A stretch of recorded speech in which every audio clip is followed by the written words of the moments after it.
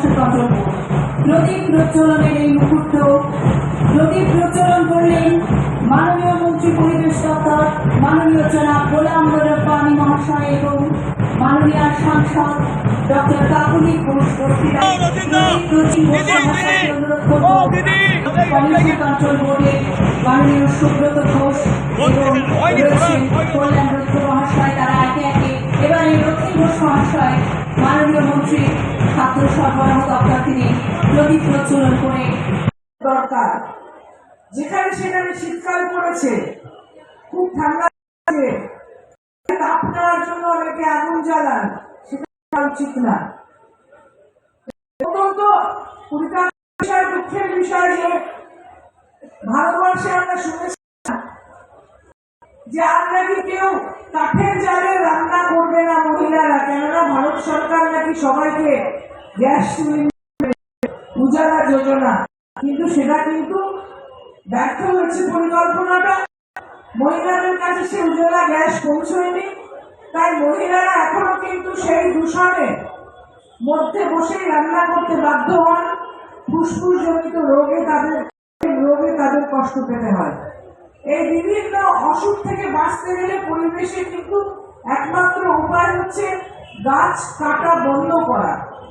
একটা গাছ প্রয়োজনে কাটতে গেলে অন্তত 50 জায়গায় লাগাতে হবে। গাছকে সন্তানের মতো লালন পালন করুন। গাছ আমাদেরকে যে অক্সিজেন দেবে, গাছ আমাদের পরিবেশকে যে শোভন করবে, তার জন্য গাছ ইষ্ট দেবতার মতন পূজিত হওয়ার দাবি রাখে।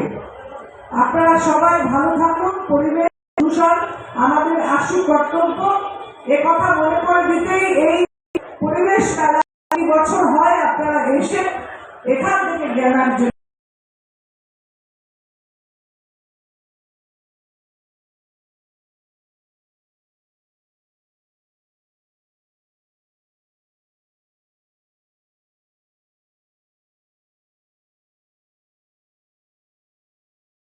আগামী 30শে ডিসেম্বর মধ্যগ্রামের সুভাষ ময়দানে শুরু হতে চলেছে পরিবেশ মেলা 2023। তার আগে আজ এক বর্ণাঢ্য শোভাযাত্রা সহকারে পথ পরিক্রমা করলেন। এর মাধ্যমে এলাকাবাসীদের মূলত কি বার্তা দিতে চাইলেন? দেখুন, আমাদের মধ্যগ্রাম পুরসভার পরিচালনায় এই যে পরিবেশ সচেতনতার মেলা আমরা অনুষ্ঠিত করি, এটা দীর্ঘ 17 বছর অতিক্রান্ত হয়ে এবারে আমরা 18 বছরে পদার্পণ করছি।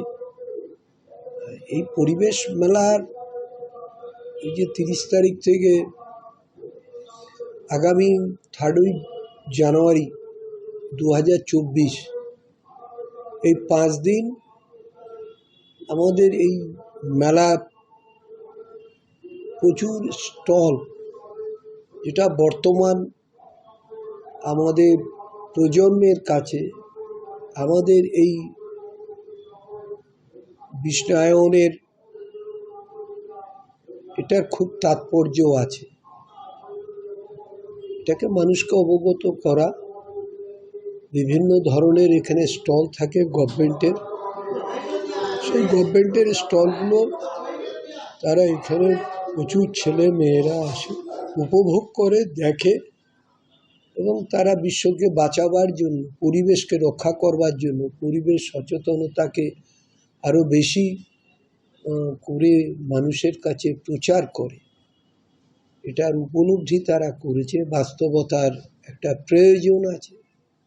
সেই জন্যই কিন্তু আজকের এই যে আমরা যে র্যালিটা করেছিলাম, আজকে সকালে প্রচুর মানুষ সর্বস্তরে, ছাত্রছাত্রী থেকে শুরু করে গৃহবধূ থেকে শুরু করে সাধারণ পথচলতি মানুষ যারা বাজার করতে এসছে, তারাও এই মিছিলে অংশগ্রহণ করেছিলেন।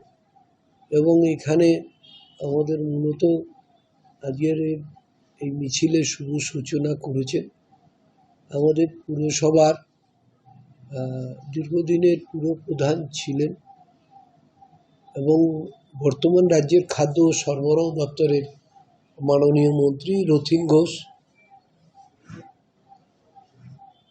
আমাদের বিভিন্ন পুরসভার বিভিন্ন ওয়ার্ডের পুরো প্রতিনিধিরা এবং আমাদের পৌরসভার স্টাফরা সবাই অংশগ্রহণ করেছে এই শোভাযাত্রা। এই শোভাযাত্রার মধ্য দিয়ে মধ্যমগ্রামের রাজপথে আমাদের এই মিছিলটা পরিক্রমা করে সাধারণ মানুষকে অবগত করা যে পরিবেশ রক্ষা খুব জরুরি এবং তার মেলা সেজন্য তারা সবাই অপেক্ষায় থাকে যে এই মেলাটা মধ্যম পৌরসভার অর্গানাইজ করে। এটা সারা বাংলা তথা আমাদের জেলায় এরকম ধরনের মেলা কেউ সংগঠিত করে না বলে তারা এখানে আরও বেশি করে এটার জন্য তাকিয়ে থাকে আবার কবে হবে।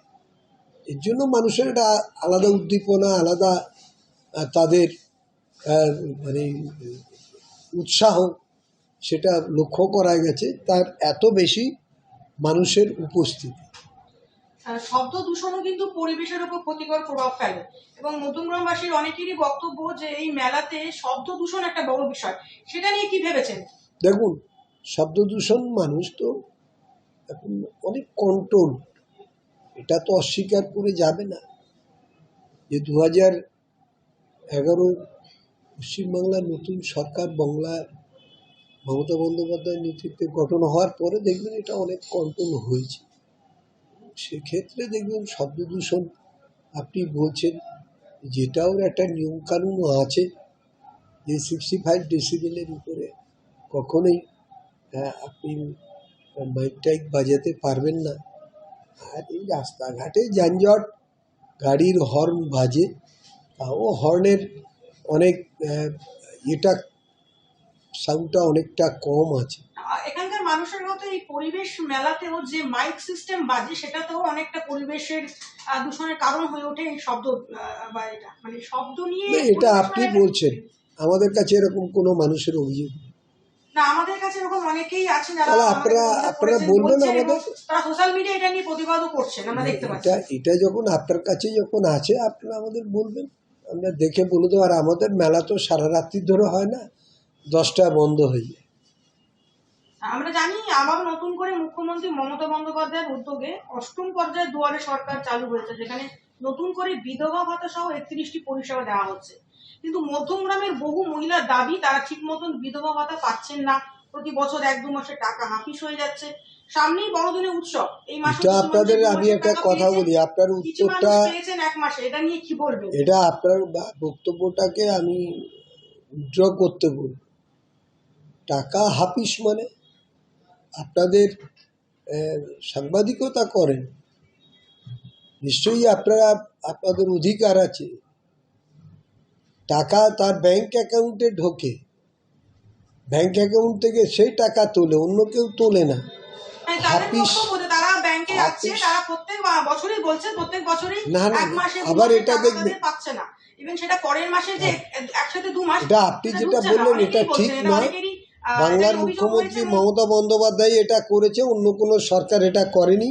দুয়ারে সরকারে আমাদের যেরকম ঘরে গৃহবধূদের, মেয়েদের, ছাত্র ছাত্রী সবাইকেই, এই যে আপনারা দেখবেন কন্যাশ্রী থেকে শুরু করে আমাদের রূপশ্রী থেকে শুরু করে লক্ষ্মী ভাণ্ডার থেকে শুরু করে বয়স্ক সবাই টাকা পাচ্ছে। না না না না না না, এটা ভুল, আপনাকে তথ্যটা ভুল। যদি এরকম কেউ থাকে আমার কাছে পাঠাবেন, আমি নিশ্চয়ই দেখে দেব। আর লাস্ট প্রশ্নে যাবো, যেটা হচ্ছে যে আমরা জানি মধ্যমগ্রাম পৌরসভা অধ্যুষিত এলাকায় উন্নয়নের জোয়ার বইছে, বর্তমানে দুপাশে ফুটপাতের কাজও চলছে, কিন্তু এলাকাবাসীদের অভিযোগ ফুটপাত মানুষের হাঁটার জন্য আর নেই, বাইক সাইকেল আর দোকানিদের দখলে চলে গেছে। তাহলে ফুটপাত আসলে আপনি জিনিসটাই এটাকে অন্য ব্যাখ্যা করছেন। ফুটপাত তৈরি হচ্ছে, এখনো কমপ্লিট হয়নি, তা দখলে যাবে কি করে? আমরা মধ্যমগ্রাম পুরসভা এটা পিডব্লিউডির কাজ করছে, পিডব্লিউডি আমাদের কাছে এসছে, আমরা রাস্তা ফুটপাত বার করে দিয়ে সেইখানে মানুষ স্বতঃস্ফূর্তভাবে এটাকে সাধুবাদ জানিয়েছে। আরও উন্নয়ন যে তারা চাইছে এটা কোনো দখল টখল হয়নি। যখন কমপ্লিট হয়ে যাবে তখন আপনি বলবেন, তখন দেখবেন। বঙ্কিমপল্লী থেকে কিন্তু শুরু করে প্রায় আপনার বসুনগর ছাড়িয়ে পুরো দুদিকেই কিন্তু দোকান, এবং আপনার আমাদের পৌরসভার সামনেও কিছু দোকান কিন্তু ফুটপাতের ওপরে এখনো পর্যন্ত রয়েছে। আপনি এটা বললাম না, আপনি এটা ঠিক বলছেন না। পৌরসভার সামনে কোনো ফুটপাত নেই, ওখানে কোনো দোকান নেই। হয়েছে পৌরসভার সামনে মিন্স পৌরসভার আগে যেটা রয়েছে, ওখানে কোনো দোকান নেই, আগে যেখানে সেখানে অনেক দোকান রয়েছে যেগুলো ওখানে ফুটপাতের কোনো ওপর রয়েছে। দোকান নেই। আর আপনি যেটা বলেছেন, আগে কাজটা শেষ না হওয়া পর্যন্ত আমি এখন এই মন্তব্যটা করব না। এটা পিডব্লিউডি এবং প্রশাসনের ফুটপাতের ব্যাপার। ওপর দিয়ে কিন্তু মানুষের থেকে বেশি সাইকেল বাইক যাচ্ছে, সেটা নিয়ে কি বলছেন? বা সেটা তো মানুষ তো সাইকেল বাইক তো চালাবে, রাস্তা দিয়ে তো যাবে, ফুটপাত দিয়ে যাবে না তো। ফেন্সিং থাকলে যাবে কি করে? আপনার যদি ওখানে ফেন্সিং দেওয়া থাকে, ফুটপাত দিয়ে কখনো সাইকেল যায় না, ফুটপাত দিয়ে কখন এবং বাইকও যাচ্ছে বলা হলো, সেটা শোনা হয় না। আবার আপনি তো প্রশ্নটাই করছেন উল্টো। যেটা তৈরি হচ্ছে সেখানে বলছি না, যেখানে তৈরি হয়ে গেছে না, ওখানে ফেন্সিং লাগানো, কখনো ফেন্সিং টপকে কখনো যায় নাকি? ফেন্সিং সেখানে হয়তো লাগানো হয়নি, কিন্তু ওখানে আমি এর জন্য বলো কাজ শেষ হোক তারপর।